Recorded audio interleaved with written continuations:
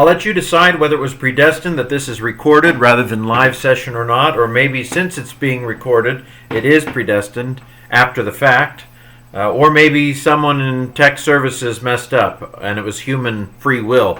I don't know, I'll let you decide. But this is the last video lecture of the Romans course, and it covers Romans chapters 14 and the first part of Romans 15. This is some very special, these are some special verses for me personally. They cover what we might call disputable issues, disputable matters. Sometime in church history they called these adiaphora, that is, the other stuff. The problem, of course, is who decides what the other stuff actually is. So there was a model, the church I was born into, I'm a Wesleyan, but it used to be different churches that merged, and one of my parent churches was called the Pilgrim Holiness Church. And it had as a model, it's an old model, it goes back, I think, to the 1600s. It's not Augustine. Everybody thinks Augustine said everything. He didn't say everything. But the motto was, in essentials, unity; in non-essentials, liberty; in all things, charity. The thing is that it felt like pretty much everything was essential. And so that's the big question.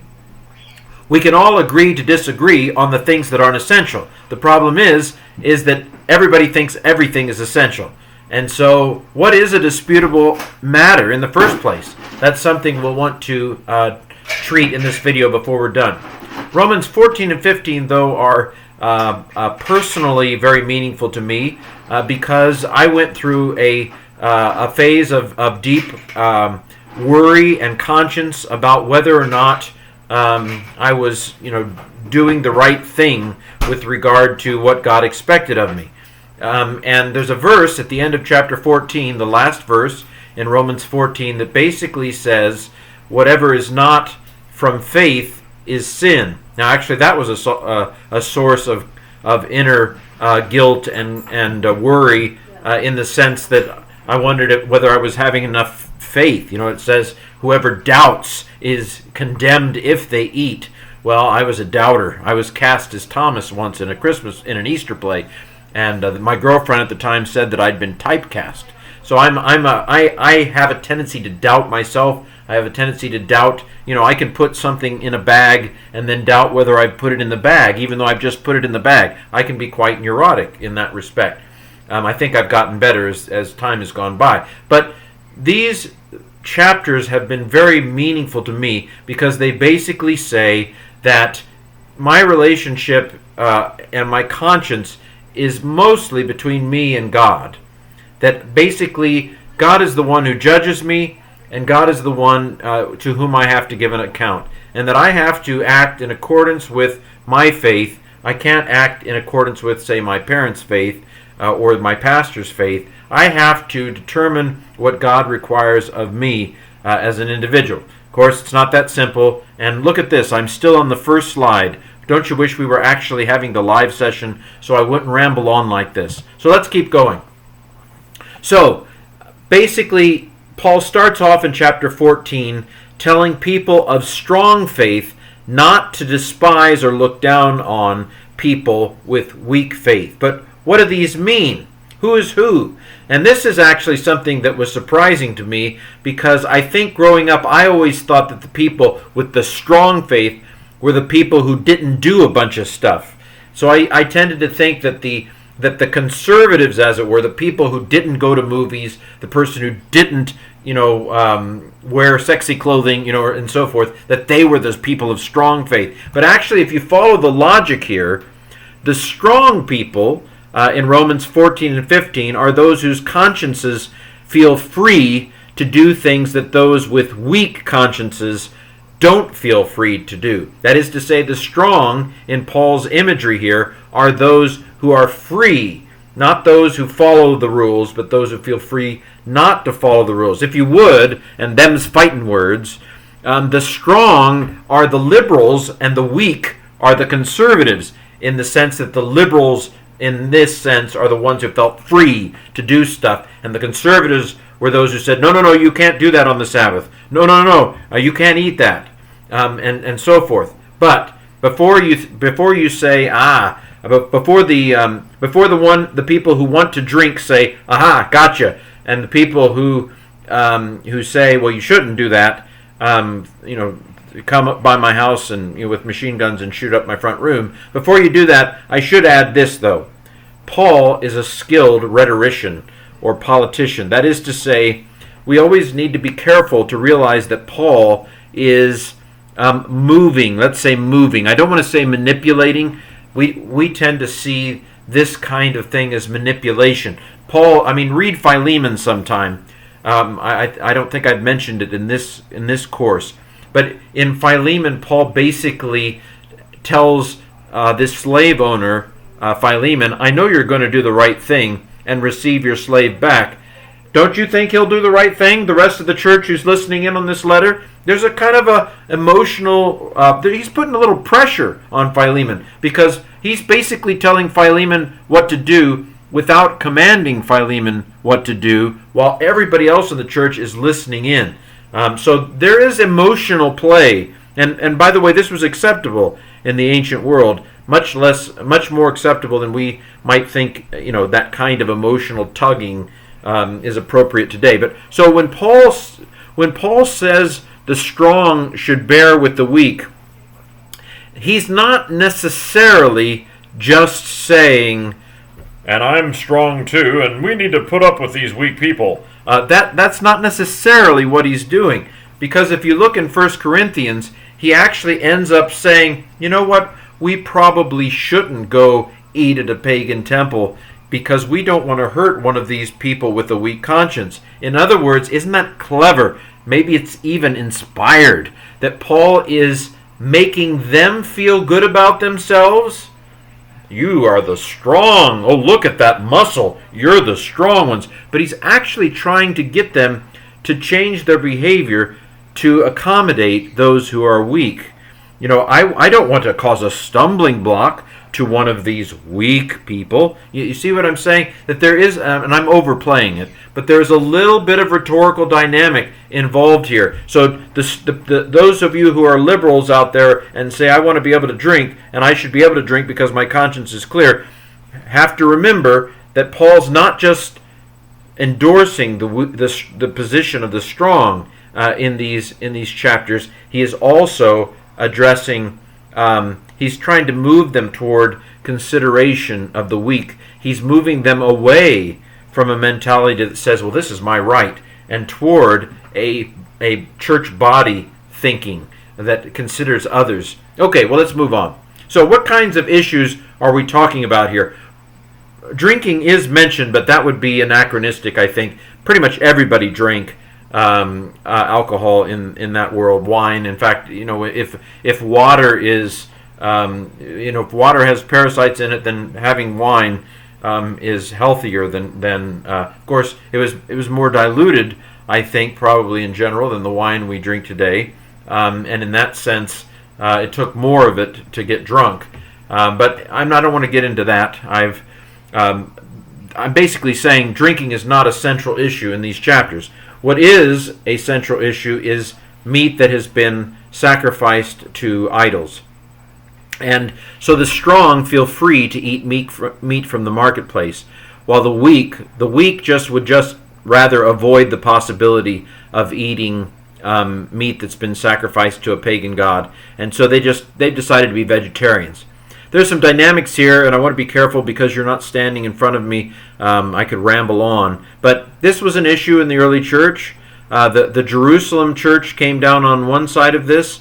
The Jerusalem church wanted to make very clear, it was very important to James and Peter, I think probably more to James than to Peter, that a Christian needed to make sure that they did not eat meat that had been sacrificed at a pagan temple. You see, they offered so much meat to pagan gods that a lot of the excess meat inevitably ended up in the marketplace. And so when you went to shop in the marketplace, you could never entirely be sure where the meat came from. The meat might have come from a pagan temple, in which case it would have been meat that had been sacrificed to another god. This is a different way of thinking.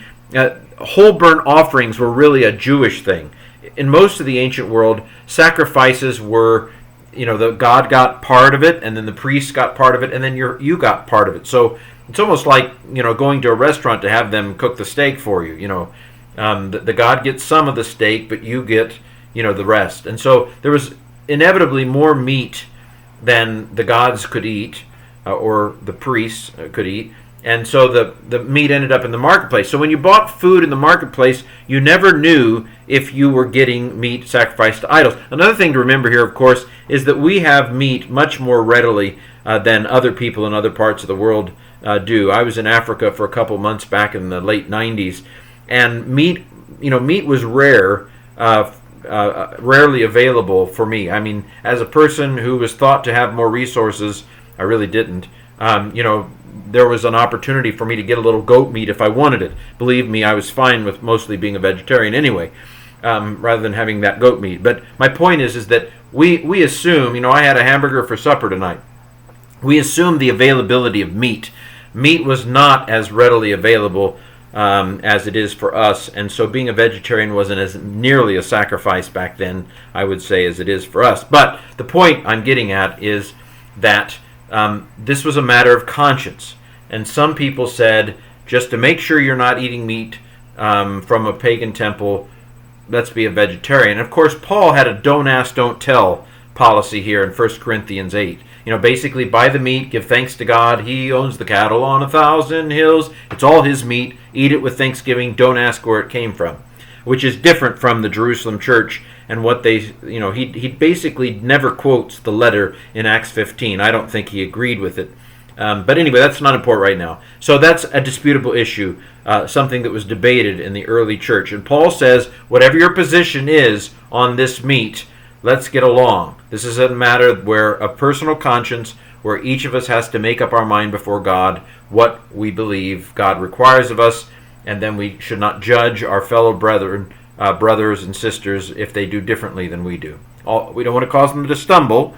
And Paul says in Corinthians, if your brother finds out that it's meat that's offered to an idol, then don't eat it for the sake of his or her conscience.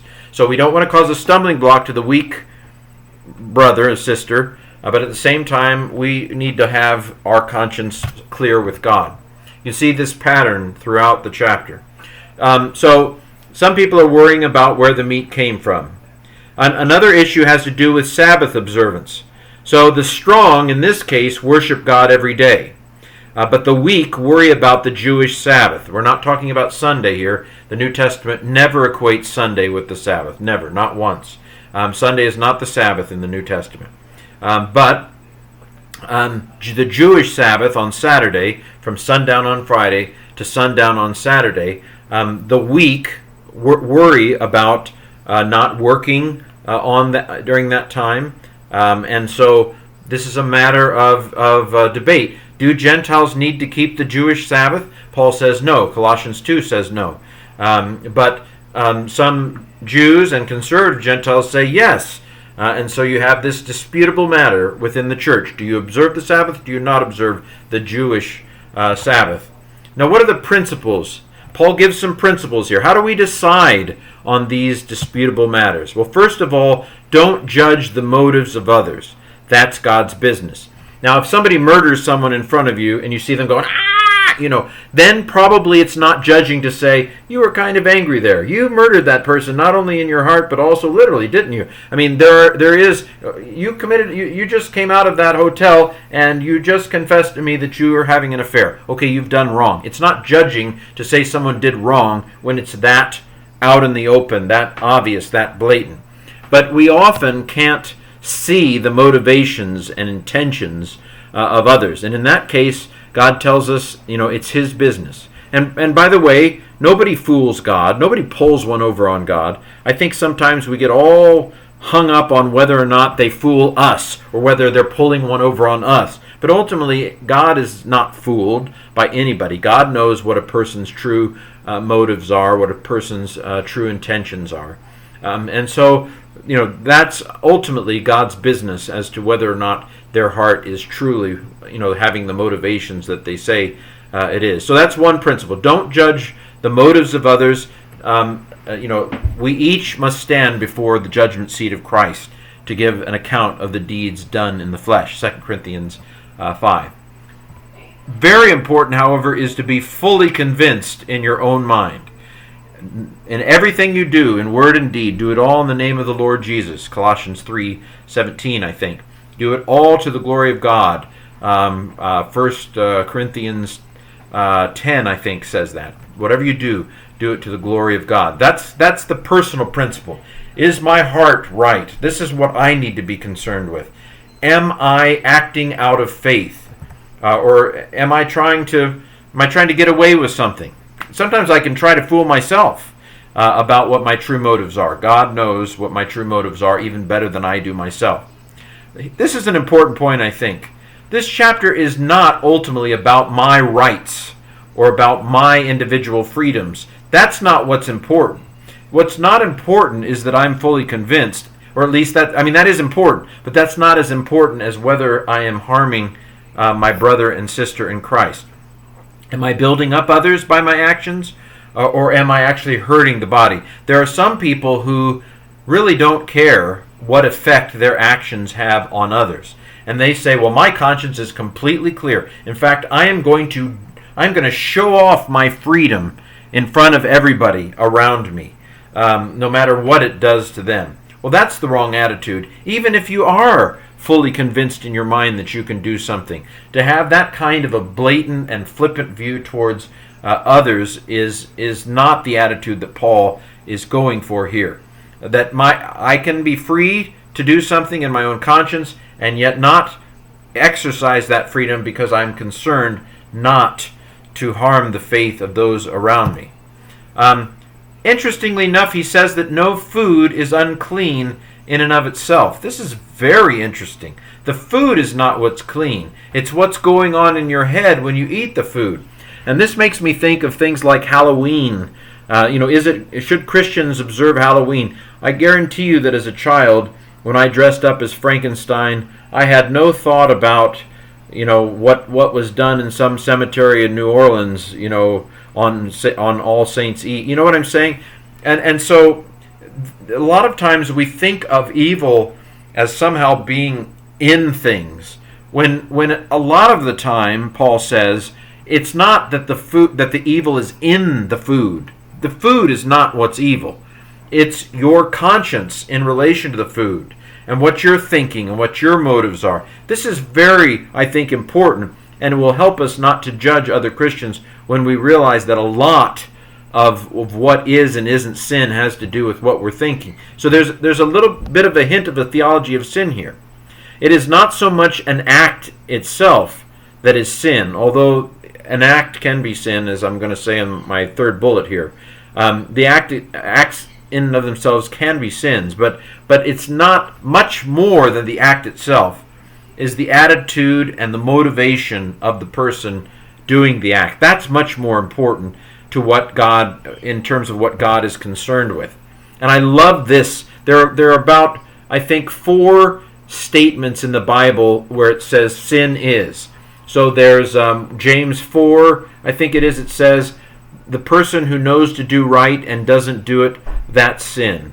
There's a couple in 1 John. Sin is lawlessness. Sin is wrongdoing. And then there's this one in Romans 14. Whatever is not of faith is sin. The one who doubts is condemned if they eat, because they're not doing it from faith. Now, I don't think, I'm going to talk about this in a second, I don't think doubt is just a passing thought, but let me come back to that. The fact, though, that Paul says that you can be wrongly convinced suggests that there are right and wrong answers sometimes. That sometimes we can classify something as a disputable matter when it actually isn't a disputable matter. But again, that's ultimately God's decision. God is the one who will judge us for whether or not we've gotten it wrong.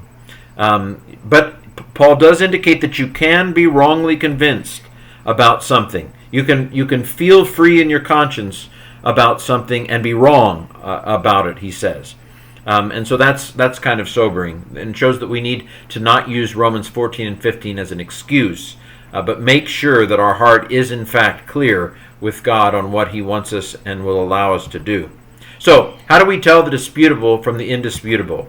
Well, the Bible is not a good answer, in my opinion, to say, well, the Bible tells us the difference between disputable and indisputable. The problem here is because there is wide disagreement on how to interpret and especially how to apply the Bible. This is the elephant in the room. The thing, we say we need to get back to the Bible, but there are about, I think, over 20,000 little churches that have different ideas about what the Bible actually teaches. Who decides what the Bible means? The fact that everybody in this class kind of agrees on what the Bible teaches may say more about the kind of person that goes to Wesley Seminary than it says about the broader scope of Christian thinking.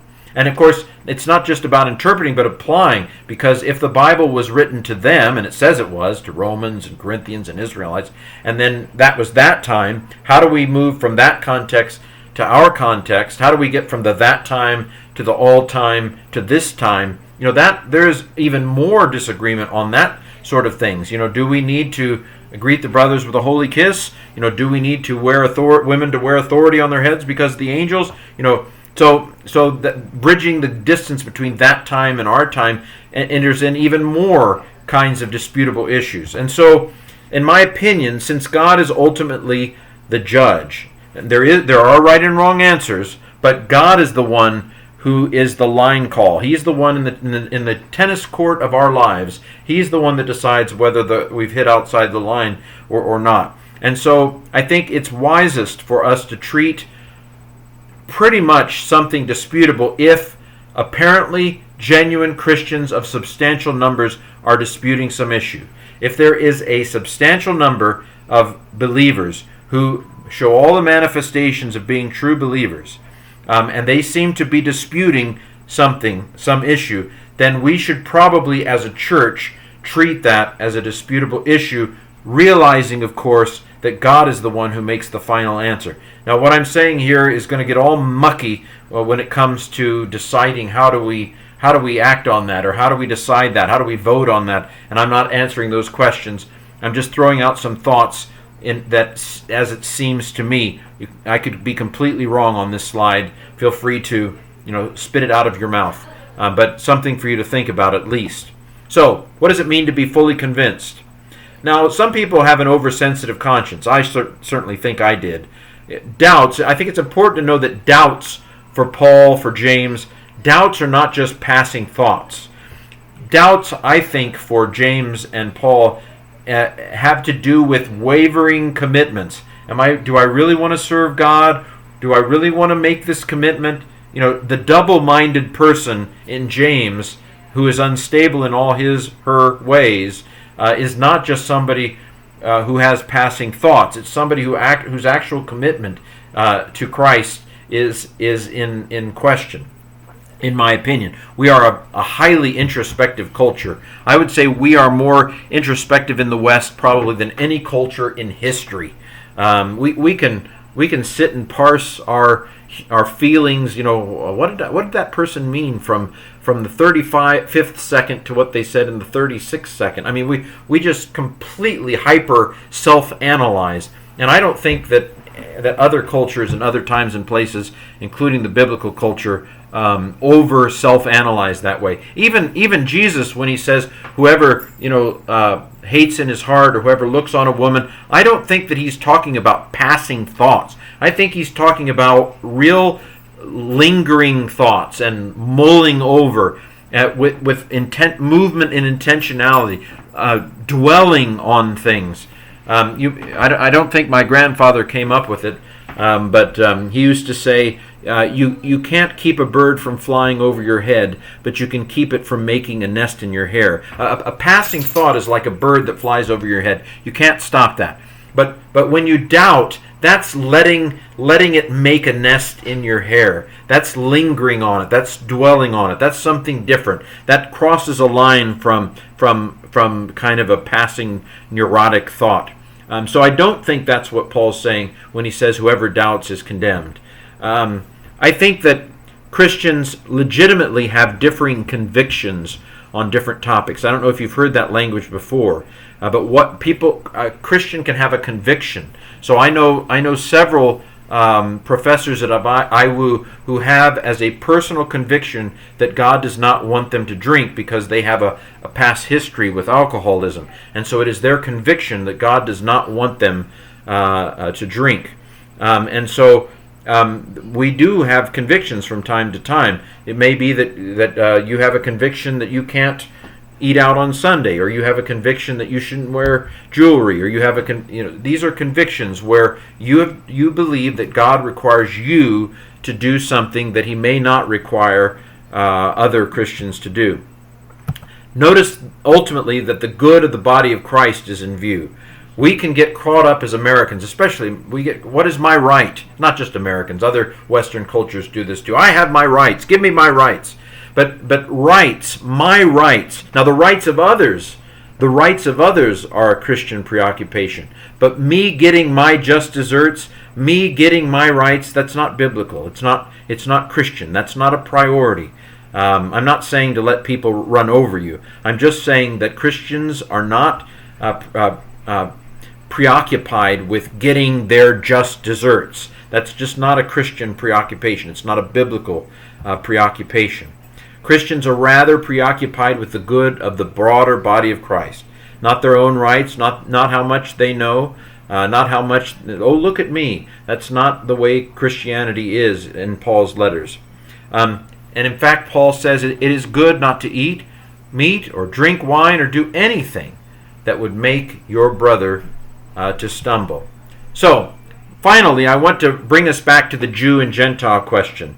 This has sounded very individualistic, very Western, which is why, of course, it's very meaningful to us. It seems to fit right into our paradigm, our worldview. But we get back to remember that Gentiles and Jews are part of the framework here of Paul's letter. And we see this especially in Romans 15, 1-13.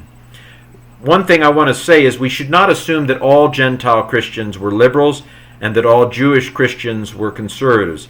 Maybe that was largely true, but it's not entirely true. There were no doubt some Gentiles who thought they needed to keep parts of the law, and there were some Jews who were more liberal than Paul on the law, probably. And so I want to break that paradigm down a little bit, that you can realize that this conservative liberal spectrum did not coincide exactly with Jew and Gentile.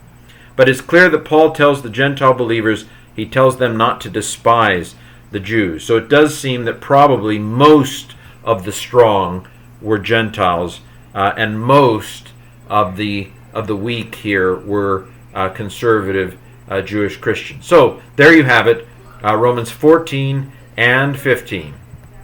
One last comment here. Christ has become a servant of the circumcised, that is the Jews, to confirm the promises to the patriarchs, like Abraham, and so that the Gentiles might glorify God for His mercy. There you have it, Romans 14 and 15.